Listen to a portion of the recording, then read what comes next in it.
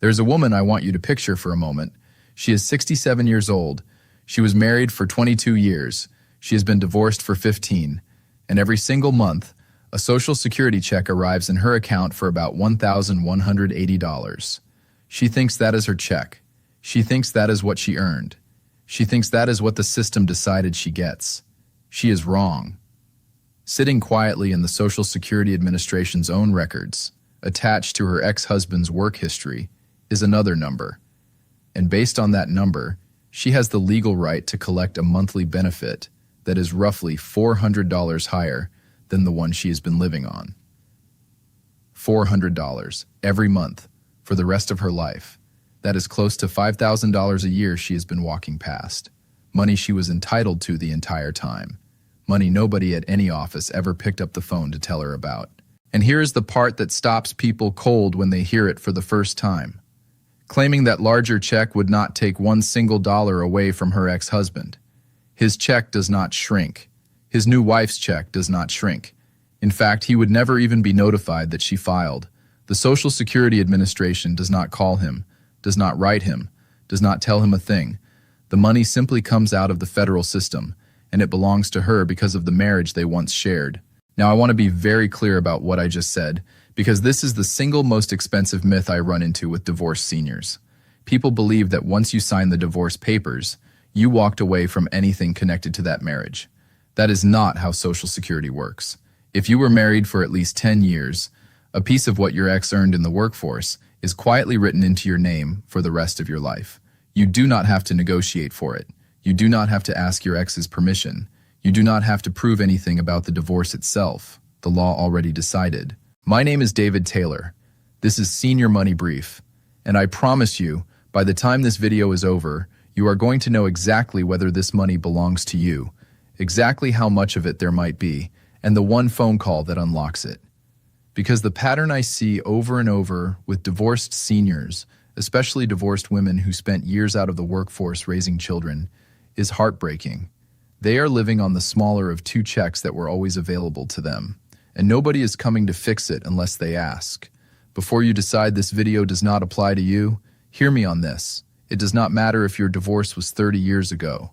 It does not matter if your ex has since remarried. It does not matter if your ex is a millionaire or barely getting by. None of that changes what belongs to you. But qualifying and actually claiming are two very different things. And there are 4 specific rules that decide whether that door opens for you or stays shut. Miss even one of them, and the money stays where it is. Let me walk you through all 4. The first rule is the one that ends the conversation for some people before it even starts, so let me get it out of the way. Your marriage had to last at least 10 years, not 9 years and 11 months, 10 years. From the date on the marriage certificate to the date the divorce was finalized, there has to be a full decade in between. This is the single hardest line in the whole rule book, and the Social Security Administration does not bend on it. Now here is what almost nobody thinks to check. Some people were legally separated for a long time before the divorce was actually finalized in court. That separation time still counts. What matters is not when you stopped living together. What matters is the date on the paperwork. So if you were married in June of one year and the divorce decree was signed in July 10 years later, you cleared the 10-year line, even if you had been living apart for the last 3 of those years. Go pull the certificate. Go pull the decree. Do not guess at the kitchen table. Let the paperwork answer the question. Because I have seen people talk themselves out of thousands of dollars based on a wrong memory of a date. The second rule is age. You have to be at least 62 years old to file for a divorced spouse benefit while your ex is still living. That is the standard age. There is a completely separate and more generous set of rules if your ex has passed away, and we will get to those in a moment, because that is where the biggest money is hiding. But for now, if you are 62 or older and you were married 10 years, you are on the map. The third rule is the one that trips up more people than any other. So listen carefully. You have to currently be unmarried, not divorced from the ex we are talking about. Unmarried right now, today. Meaning if you remarried after your divorce and you are still in that second marriage, the door on your first ex is closed. It does not matter how long you were married the first time. It does not matter how much your first ex earned. The current marriage overrides it. Now, there is a very important exception to this that reopens the door for a lot of people, and I'm going to spend the entire next chapter on it. because it is the single most misunderstood piece of the whole system. So do not click away if you have remarried. Stay with me. The fourth rule is the one that decides how much money we are actually talking about, and this is where people get the most confused. So let me put it in plain English. You do not get your own Social Security check plus a check from your ex. You do not get to stack them. What happens is this. The Social Security Administration looks at what you would receive on your own work record. Then they look at what you would receive as a divorced spouse on your ex's record, and they pay you the higher of the two. That is it, the higher of the two. Now here is why that still matters enormously, and why this is not a small thing for millions of people. The divorced spouse benefit is worth up to 50% of what your ex is entitled to at their full retirement age. 50%. So if your ex worked a long, steady career and had good earnings, half of their benefit can easily be larger than the full benefit you would receive on your own record, especially if you spent years raising children or working part-time, or working in jobs that did not pay into Social Security the way a corporate salary does. Let me put a real picture on it. Say your own benefit at full retirement age comes out to $1,200 a month, and say your ex-husband's benefit at his full retirement age is $3,200 a month. Half of his is $1,600. You get the $1,600, not the $1,200. That is $400 more every single month for the rest of your life.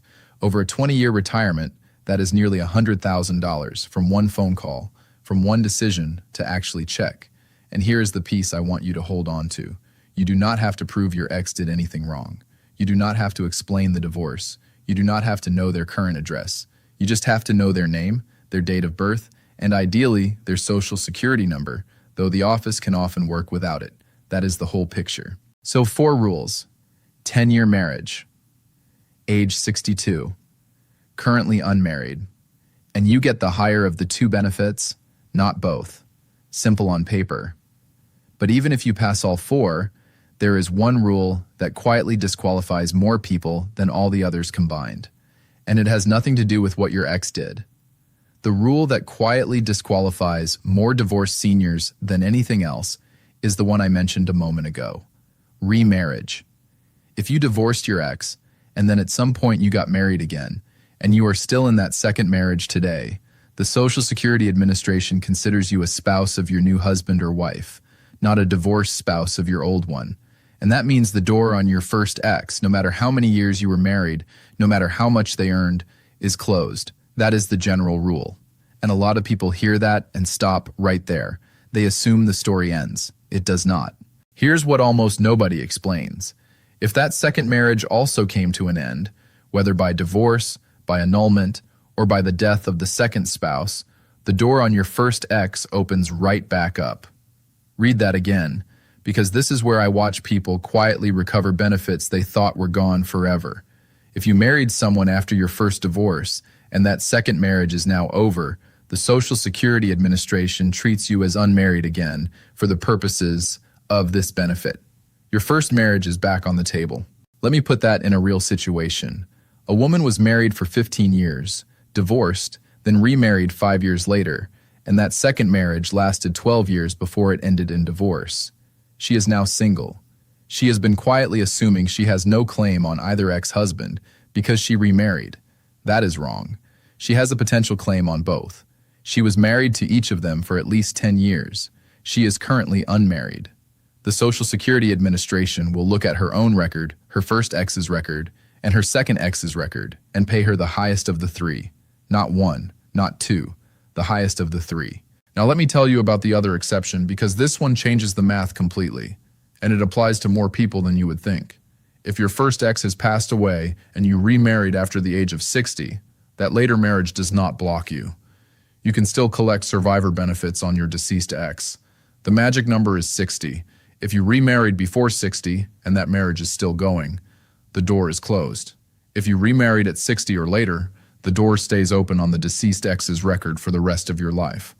The system built that rule specifically so that older widows and widowers would not be punished for finding love again in their later years. I want you to really feel how much money is quietly moving through these 2 exceptions, because a lot of divorced seniors have been walking around for years believing they gave up any claim the day they said I do to someone else, and in a huge number of cases, that is simply not true. The moment the second marriage ended, or the moment they crossed 60 as a survivor, the door reopened, and nobody sent them a letter. So here is what I want you to do before we move on. Sit with your own history for a moment. How long were you married the first time? When did that end? Did you remarry? Is that later marriage still going? If it ended, when did it end? Because those 4 dates, held up against these rules, decide whether there is a bigger check waiting for you right now. Now here is where the numbers get much bigger, because divorce benefits while your ex is still living are only half the story. What happens when an ex-spouse passes away is where the largest missed money in this entire category is hiding, and most divorced seniors have no idea the rule even exists. Everything I have told you so far has been about the divorced spouse benefit while your ex is still living. That benefit maxes out at 50% of your ex's amount. That is real money, and for a lot of people, that is the number that changes their retirement. But there is a completely separate benefit that most divorced seniors have never heard of by its proper name, and it is worth twice as much. It is called the Divorce Survivor Benefit, and here is what it does. If your ex-spouse passes away and you meet the rules, you can collect up to 100% of what that ex was receiving or was entitled to receive. Not 50%. All of it. Let me say that again slowly, because this is the single largest missed benefit I see in this whole category. If you were married to someone for at least 10 years and that person has since passed away, the Social Security Administration will look at their full benefit amount and, in many cases, pay that entire amount to you as a divorce survivor. That is a doubling of what the Living Ex rule pays. And an enormous number of divorced seniors have no idea it exists. Now let me give you the specifics, because the age rules on this one are different and they are more generous. To claim divorce survivor benefits, you have to have been married at least 10 years, same as before. Your ex has to have passed away, and you have to be at least 60 years old, not 62. 60. 2 full years earlier than the Living Ex rule. And if you are disabled, that age drops all the way down to 50. So this benefit opens up sooner and pays more. Both. There's one more piece that catches people off guard in the best possible way. If you are caring for a child of your deceased ex who is under 16 or who is disabled, you can claim survivor benefits at any age. Age is not the gate in that situation. This mostly matters for people who had children later in life or who are raising a grandchild whose parent has passed, but it is worth knowing about. Let me put a real number on all of this so it lands. Say your ex-husband was receiving $2,800 a month in Social Security before he passed away, and say your own benefit on your own work record is $1,300 a month. As a divorce survivor, you can potentially step into that $2,800 amount instead of your own $1,300. That is $1,500 more dollars every single month, $18,000 more dollars a year. Over a 20-year retirement, that is $360,000. From a rule most divorced seniors do not know exists. And here is what genuinely bothers me about this one. Nobody at the Social Security office is going to call you when your ex passes away. In fact, in a lot of cases, they will not even know you were once married to that person because your name may be different now and their records may not link the two of you. The death of your ex is not going to trigger a letter to you. The upgrade is not automatic.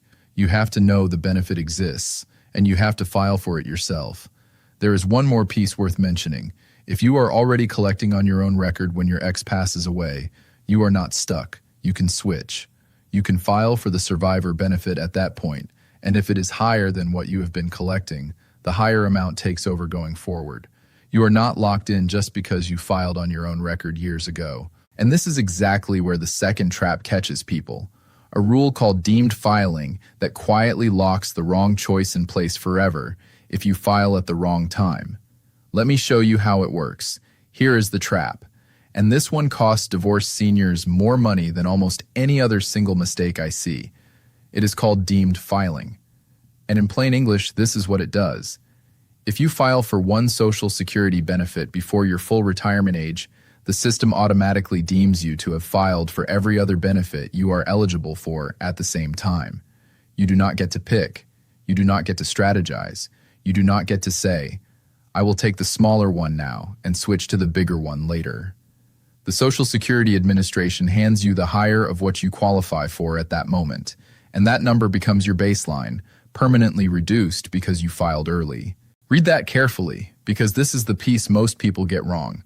A lot of divorced seniors hear that they can file at 62 and they jump on it, thinking they will collect the divorced spouse benefit now and let their own benefit grow, and then switch later when it is bigger. That strategy does not work anymore for people born after January 2nd, 1954. Congress closed that door years ago. If you file early, you are filing for everything, and the amount is permanently lower. Now here is where the survivor benefit is different, and this is the strategic move worth understanding. Divorce survivor benefits, the ones we talked about in the last chapter, are treated separately.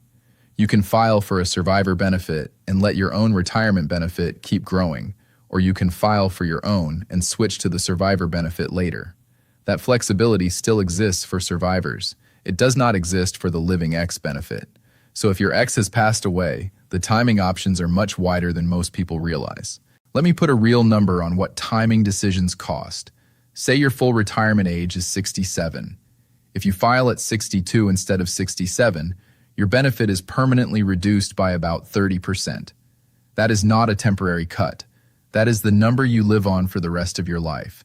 And every cost of living adjustment going forward is calculated off that smaller number. So the gap between what you get and what you could have gotten actually widens every single year.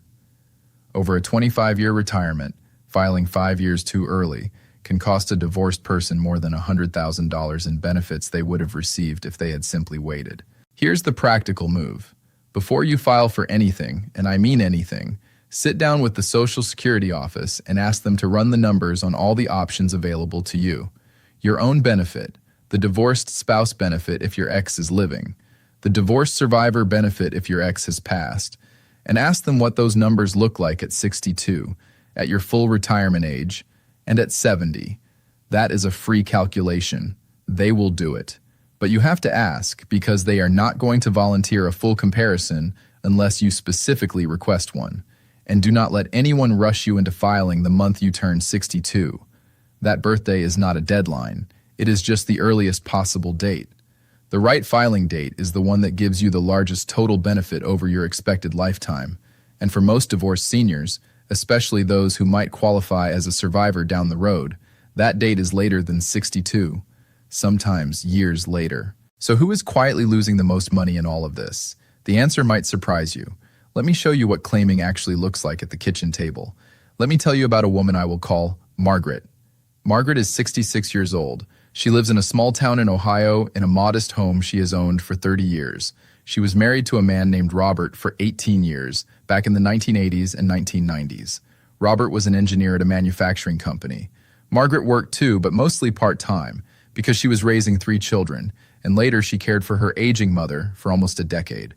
When she and Robert divorced, she went back to full-time work as a bookkeeper, never remarried, never asked Robert for a dime after the divorce was finalized. When Margaret turned 62, she did what most people do. She walked into the Social Security office, filed on her own record, and started collecting. Her check was $1,090 a month. She figured that was what she had earned, and that was that. For 4 years, that is what she lived on. Then one afternoon, her daughter mentioned something she had seen in a video, something about divorced spouses being able to collect on an ex's record. Margaret almost waved it off. She and Robert had been divorced for over 20 years. She could not imagine the government would still connect the two of them after all that time. But she made the call, and here is what the Social Security representative told her at that appointment. Yes, she had been married more than 10 years. Yes, she was currently unmarried. Yes, she was over 62.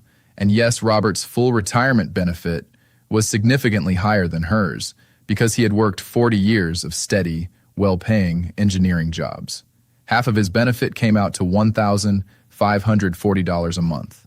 Margaret had been collecting $1,090. She was legally entitled to $1,540. That is $450 a month she had been walking past. For 4 years, which meant she had already missed close to $22,000. Now here is the part I want you to hear carefully. The Social Security Administration did not owe her all 4 years of back payments. In most cases, they will only pay retroactive benefits for up to 6 months.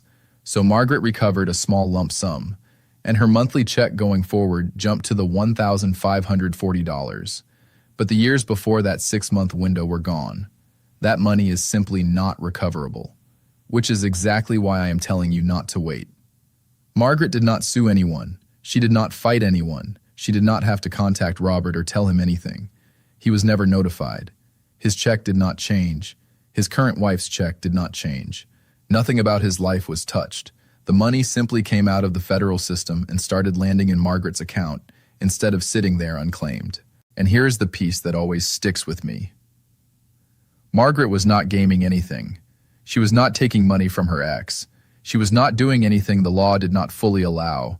She was finally collecting a benefit that had been sitting there in her name the entire time, waiting for her to ask.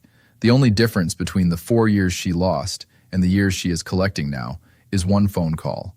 So here is exactly what to do this week, and none of it costs you $1. Step 1. Before you pick up the phone, gather 3 things if you can: your own social security number, a copy of your marriage certificate to your ex, and a copy of your divorce decree. Those 2 documents, the marriage certificate and the divorce decree, are what prove the 10-year rule. If you cannot find them, do not panic. The Social Security office can often pull the records themselves, and in most states you can request certified copies from the county where the marriage or divorce was filed for a small fee. But having them in hand makes the appointment go much faster. Step 2. If you know your ex's Social Security number, bring that too. If you do not, bring their full legal name, their date of birth, and their place of birth if you know it. That is usually enough for the Social Security Administration to locate their record. Step 3. Call the Social Security Administration directly at 1-8007-721213. That is the national number. Tell them, in plain words, I am divorced, my marriage lasted more than 10 years, and I want to know if I qualify for benefits on my ex-spouse's record. That one sentence starts the whole process. They will schedule you an appointment, either by phone or at your local office, and they will run the numbers for you at no cost. You never ever pay anyone to do this. Not a fee, not a percentage, nothing. Anyone who calls you offering to recover your Social Security benefits for a cut is a scammer. Hang up. Step 4. When you sit down for that appointment, ask for a full comparison. Ask them to tell you what you would receive on your own record, what you would receive as a divorced spouse on your ex's record, and if your ex has passed away, what you would receive as a divorced survivor. Ask them what those numbers look like now, at your full retirement age, and at 70. Do not let them file you for anything that afternoon, unless you are certain the timing is right. You have the right to walk out, think it over, and come back. And if any of this feels overwhelming, you are not alone. There is free help available. Every state has an office of what is called SHIP, the State Health Insurance Assistance Program, and while their main focus is Medicare, many of them will point you to free Social Security counselors in your area. There are also nonprofit legal aid offices for seniors that will sit with you and help you understand your options at no charge. I want to leave you with this. The seniors who collect on their ex's record are not smarter than the ones who do not. They are not luckier. They are simply the ones who found out this was possible and picked up the phone. Everything else, the paperwork, the appointment, the calculation, is handled by the office. Your only job is to raise your hand and ask the question. One quick disclaimer. This video is general education, not personal legal or financial advice. Social Security rules change, and your situation is your own. Always confirm your numbers directly with the Social Security Administration or a qualified professional before making a decision. If this video helped you, do one thing for me. Send it to one person you know who is divorced and over 60, especially a sister, a friend, or a mother who spent years out of the workforce raising a family. There is a very good chance nobody has ever told them any of this, and it might be the phone call that changes the rest of their retirement. I am David Taylor. This is Senior Money Brief. I will see you in the next one.